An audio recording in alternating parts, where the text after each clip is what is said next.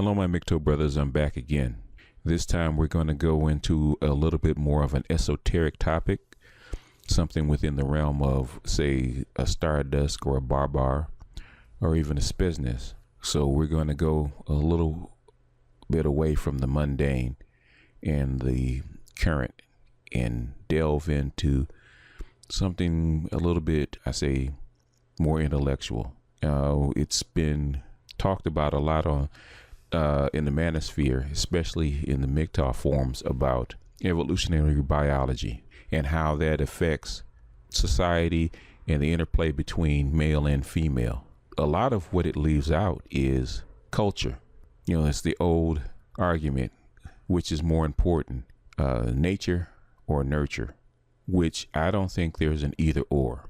Stardust says there's a zero-sum game going on between male and female in this society or as a species. He says because we are a dimorphic sexual species that there's going to be a constant battle between the needs of men and the needs of women. And I think that has a lot to do with his worldview, and his worldview as, say, an atheist, which tends to be more of a mechanical view, which I'm not going to dispute that. I disagree with Stardust that, you know, the human society is a zero-sum game. It's not an either-or proposition that one sex dominates over another. Human beings are a cooperative species, and for the species to be successful and move forward, there has to be a cooperation between the two. You know, if you look at our laws, if you look at our rules, if you look at our societies, what we think of as biological traits or roles that fit the biology, and we're going to go into that, you know, maybe not in this video, but in another video. So this is going to be the start of the discussion. This is just the intro, and we're going to go deeper into it. My argument is going to be based on Carroll Quigley's Evolution of Civilizations, Chapter 2, Man and Culture, where he gives a great argument about the relationship between human beings, human culture, and nature. He argues that there is no separation between those three entities. All three interact fluidly with one another, while all three are changed by the other. Quigley gives a good example of what human instinct or human nature is and isn't compared to the other animals that survive almost solely on instinct. He then goes on to talk about what human culture is and the role it plays in developing that human nature to what he calls a human personality.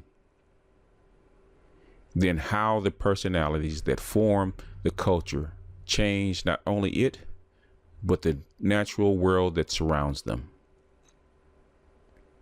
We'll argue that human culture has such a profound effect on behavior that it can't really be separated from human nature without a lot of difficulty.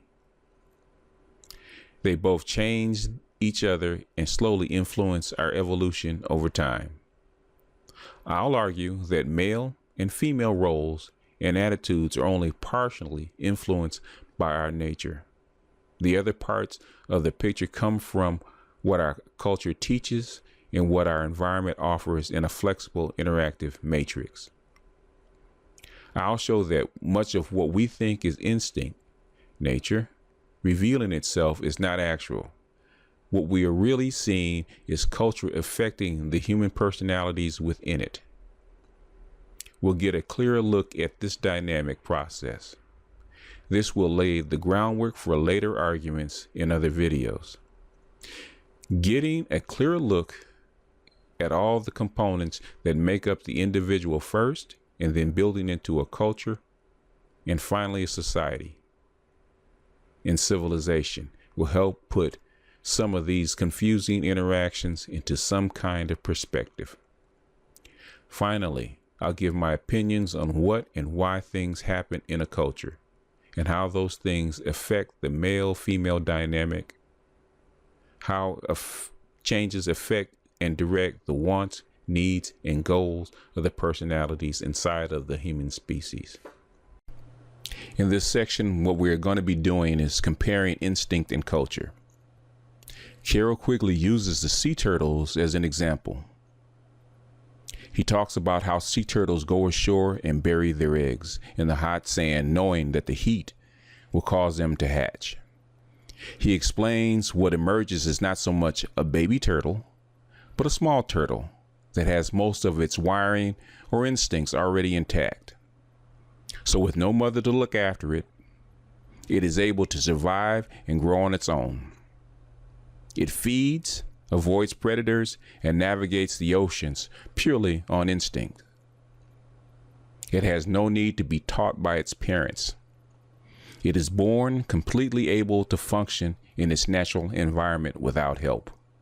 By contrast, a human baby is born completely helpless. By design, it has very few of its natural instincts and very little of its wiring already hooked up, which is both a blessing and a curse. The blessing is that this design allows for enormous flexibility. Human beings can adapt to a wide range of conditions and climates. The downside is that the rearing process takes an enormous amount of time. Since it doesn't have the majority of its wiring or instincts already hooked up, it is completely helpless. The way these wires or connections get hooked up, or whether they get hooked up at all, depends on what happens to the child as it grows up.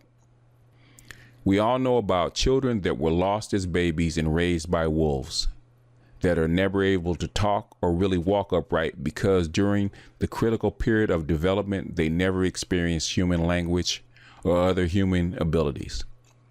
So for this exercise, we're going to describe all the potential connections that the human mind can make as human potentialities.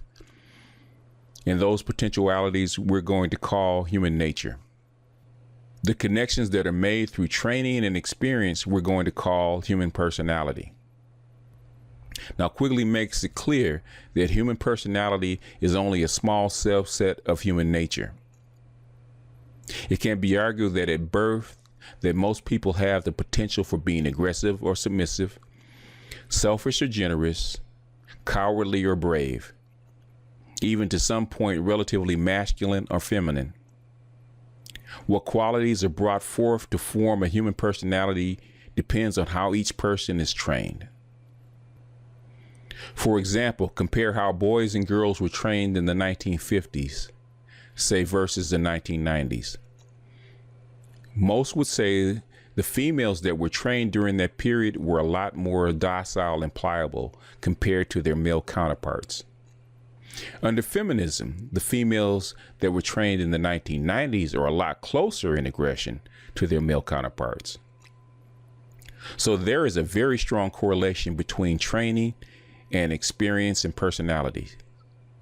While not all personalities are the same, they all share a very consistent traits amongst individuals. This is, of course, evident from the consideration already mentioned, namely that human beings are helpless at birth and must be cared for and trained during a period of many years. The way in which they are cared for and trained depends largely on the personalities of the people whom they encounter as they are growing up. But these personalities again depend on the way which these adults were reared.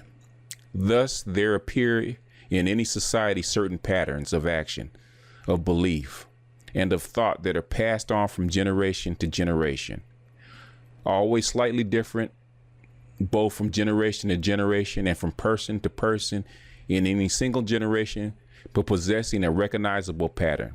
This pattern depends not only on the way people are trained to act, to feel, and to think, but also more concrete manifestations of their own social environment, such as the kind of clothes they wear, the kind of shelters in which they live, the kind of tools they have for making a living, the kind of food they eat and how they eat it, the kind of toys they have to amuse themselves, as well as the kind of weapons they have to defend themselves. All of these things, patterns of action, feeling, and thought, as well as concrete objects used in these activities, are known in the social sciences as culture.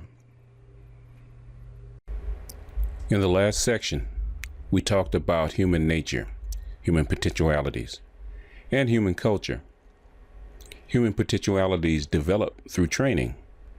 In this section, we're going to talk about human culture.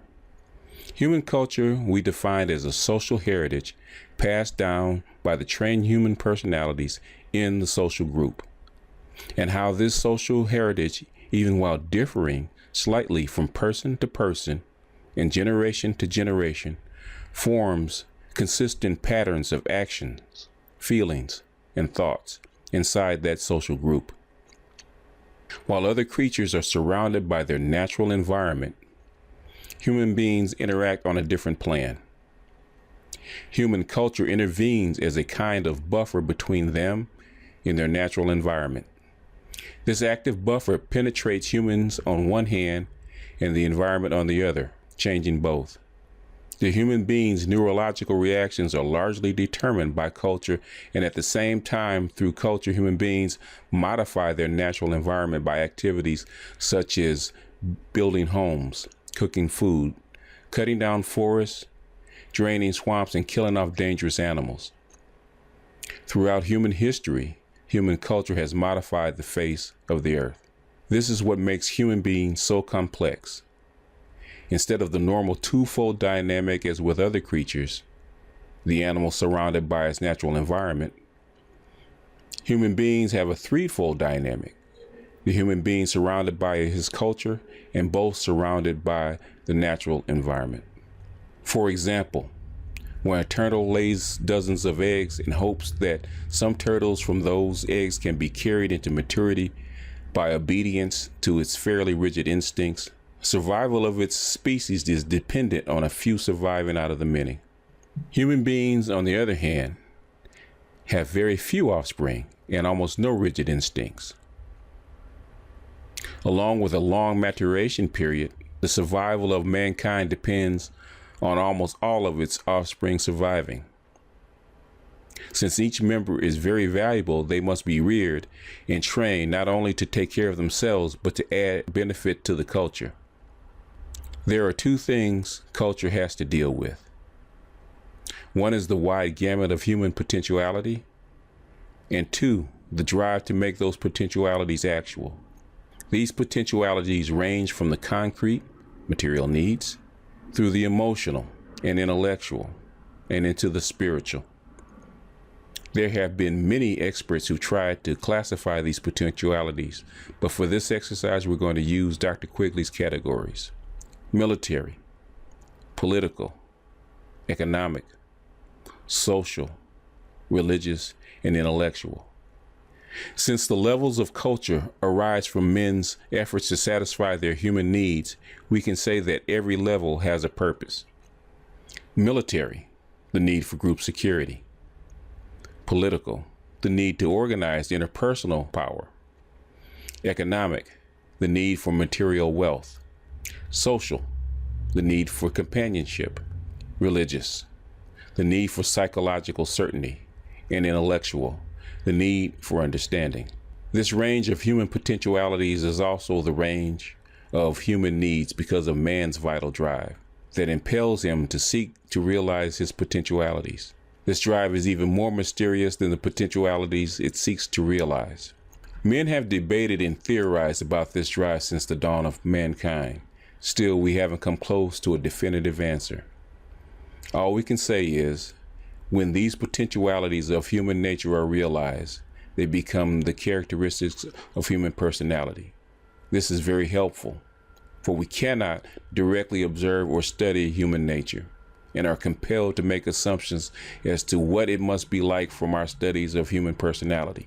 Since the characteristics of human personality emerge from the potentialities of human nature as a result of experience and training, and since each person's experience and training are different, each personality is different. Last section, we described human culture as an instrument for human personalities to actualize human potential by satisfying human needs. This culture we know as a social heritage is passed from one human personality to another. This social heritage forms a noticeable pattern of responses in personality in a social group. So how does this culture form the basis for the relationships between human males and females? To understand any cultural instrument, you must first look back to see why that instrument was developed in the first place. Our modern Western industrialized sexual roles are based on the nuclear family unit that was developed in Northern Europe. Before that, familial units were kinship-based, either patriarchal or matriarchal. European groups are part of the Northern Eurasian and Circumpolar culture area. This culture area derives from hunter-gatherers adapted to cold, adverse climates. These culture areas are characterized by bilateral kinship relationships which recognize both male and female lines, suggesting a more equal contribution for each sex as would be expected under conditions of monogamy. There is also less emphasis on extended kinship relationships, and marriage tends to be outside the kinship groups. The historical evidence shows that Europeans, and especially Northwest Europeans, were relatively quick to abandon extended kinship networks and collectivist social structures when their interests were protected with the rise of strong centralized governments. There is indeed a general tendency throughout the world for a decline in extended kinship networks with the rise of central authority. But in the case of Northwest Europe, this tendency quickly gave rise, long before the Industrial Revolution, to the unique Western European simple household type. The simple household type is based on a single married couple and their children. It contrasts with the joint family structure typical of the rest of Eurasia, in which the household consists of two or more related couples, typically brothers and their wives and other members of the extended family. Before the Industrial Revolution, the simple household system was characterized by methods of keeping unmarried young people occupied as servants. It was not just the children of the poor and landless who became servants, but even large, successful farmers sent their children to be servants elsewhere. In the 17th and 18th century, individuals often took up servants early in their marriage, before their own children could help out, and then passed their children to others when the children were older and there was more than enough help. This suggests a deeply ingrained cultural practice which resulted in a high level of non-kinship-based reciprocity. The practice also bespeaks a relative lack of ethnocentrism because people are taking in non-relatives as household members, whereas in the rest of Eurasia people tended to surround themselves with biological relatives. Simply put, genetic relatedness was less important in Europe, and especially in the Nordic areas of Europe. The unique feature of the simple household system was the high percentage of non-relatives. Unlike the rest of Eurasia, the pre-industrial societies of northwestern Europe were not organized around extended kinship relationships, and it is easy to see that they are pre-adapted to the Industrial Revolution and the modern world generally. This simple household system is a fundamental feature of individualist culture. These units, although appearing different, were developed for one thing: the rearing of children. Earlier we discussed how, because of the comparatively few offspring and the long maturation period, the human species depended on rearing almost all of its members to adulthood. Those members helped not only with the propagation of the species, but the survival of the social group. For 6,000 years of agrarian history and 100,000 years of hunter-gatherer culture, every member was depended on to help feed and clothe the group. So naturally, sex roles in early societies were formed around children rather than sexual desire. Before the agricultural revolution, it took 20 people to provide food for 21 persons. So it is very evident that the value of every human member is high. The primary role of the human female is to acquire resources for the survival of her offspring.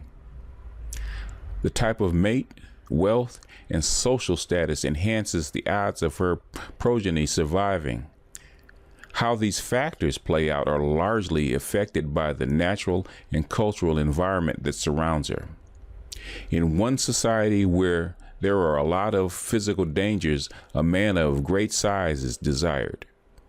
Whereas in a society of leisure and security, a leaner, smaller man is more in style. Think of Mike Tyson versus a Brad Pitt. When we think of a male role as provider, it is to win a woman's heart. But actually, the man's provider role was originally to provide resources and protection to the group. The role was later bestowed upon his progeny. Social status was given to him according to his value to his community. Human society has reinforced these roles through various means and social instruments, such as male and female rites of passage and marriage. Male utility and female domestication are just aspects of the social heritage that have been passed down to ensure propagation and survival of the human race. So after all of that, what happened? What happened to the contract or the cooperation between male and female and society? We had established that survival of the species depended on almost all of its members surviving to maturation, not only to propagate the species, but also provide resources and protection to the society and the group. So why the breakdown? Why this division between the sexes? Quite simply, it was the two revolutions, the agricultural first and then followed by the industrial. If we look back and remember early in the section that before the agricultural revolution, it took 20 people to grow food for 21 persons. 150 years later, 3 or 4 people could do the same job. 200 years later, 3 people can grow food for 100 people. The Industrial Revolution that supplanted physical power with machines, 100 years later, cut the amount of workers to produce the same amount of material almost by the same rate. And continuing into the digital revolution, it cut it down to where we almost don't need workers at all. So what does that mean? It means that you don't need all of your members to survive to maturation. You don't need women to produce babies. You don't need the group to produce children. So children went from being a very much needed asset to a liability.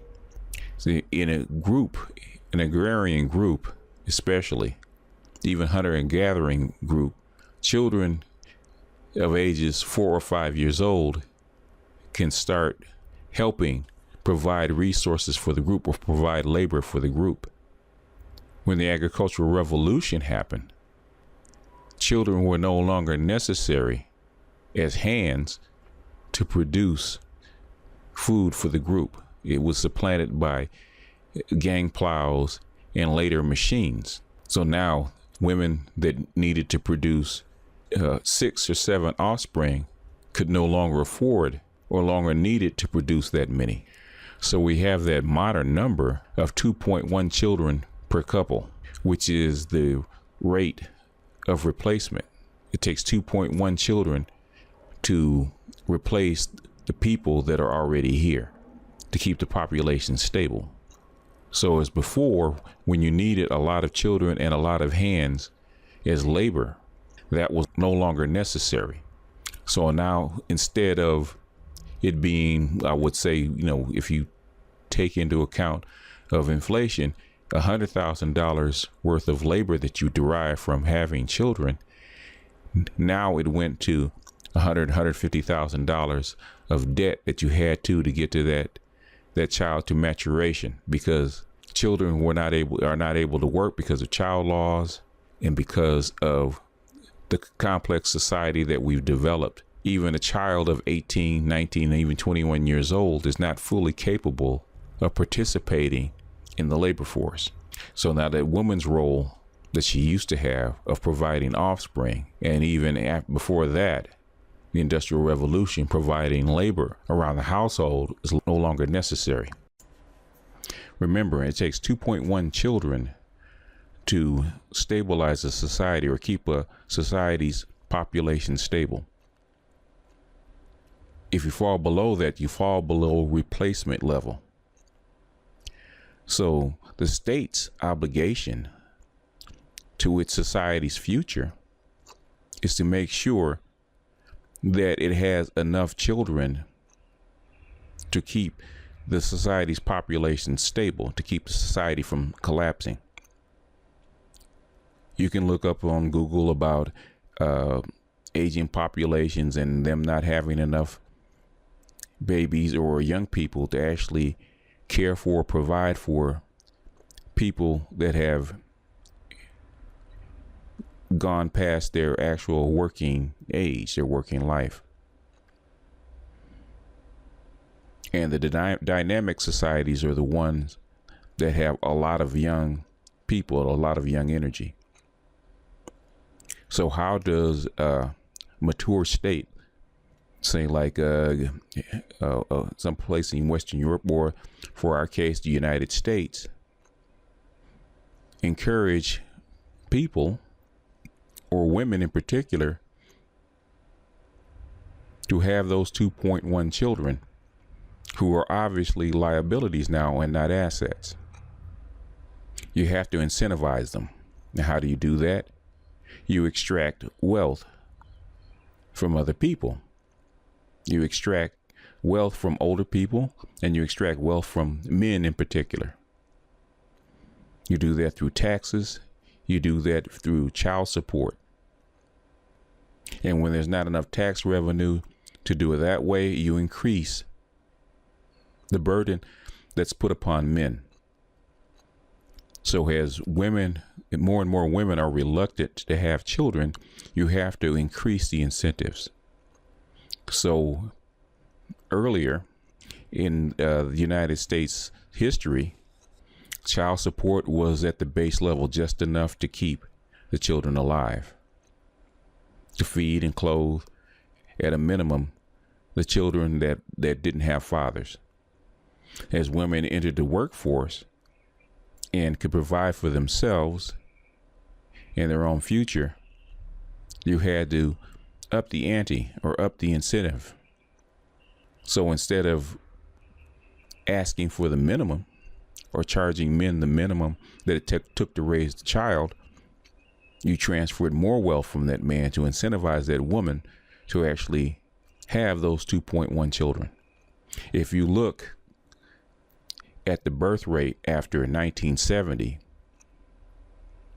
when the marriage contract failed, the birth rate started to drop drastically. It dropped to the point where it was headed below replacement. So what is the state's response to that responsibility?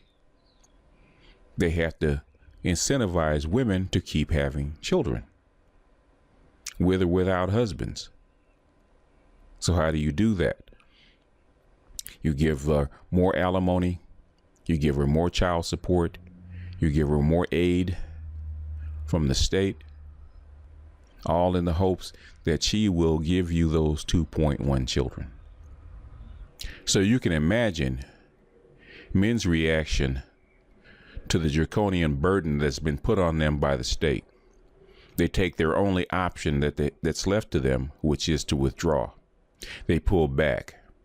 They stop marrying, they stop having children, and it comes out in the forms that we see in the red pill manosphere, the pickup artists, the men's right movement, and lastly, the MGTOW movement. So to conclude, my argument is the study of evolutionary biology and the study of other species is helpful, but is only partially correct. If you leave out the impact of culture, then you're missing a vital portion of the puzzle. Human beings are more than just animals. We're built on a different plan. Culture is the buffer zone between us and our natural environment. And to study the evolution of our biology and not to study the evolution of our culture makes the picture incomplete. To understand any aspect of our society or any pattern of action in our society, you cannot understand it without the history of the culture that you're talking about. To quote Quigley, it must always be remembered that culture is a consequence of persons seeking to realize their potentialities sufficiently to satisfy their inner drives. Without human beings, there would be no culture. It is equally true that without culture, there will be no human beings, but only animals in direct contact with their natural environment.